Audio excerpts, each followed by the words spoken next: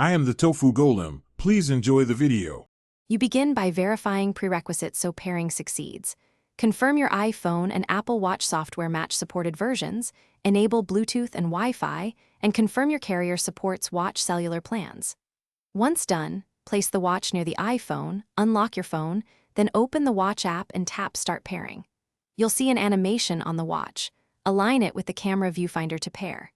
This camera method speeds setup and avoids manual codes, making the first connection straightforward.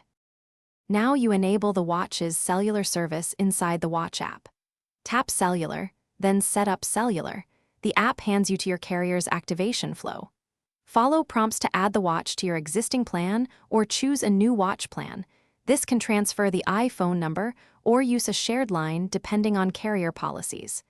Make sure you review monthly fees and data sharing. Keep both devices together, because activation often requires short verification messages and automatic provisioning. Finish by checking that cellular is listed as active in the watch app and that the watch displays the cellular icon in Control Center.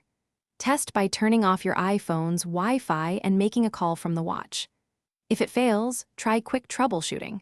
Toggle airplane mode on then off, restart both devices, and retry the carrier setup. If issues persist, contact your carrier with your account details and the watch MA. They can complete provisioning or identify service blocks that prevent activation.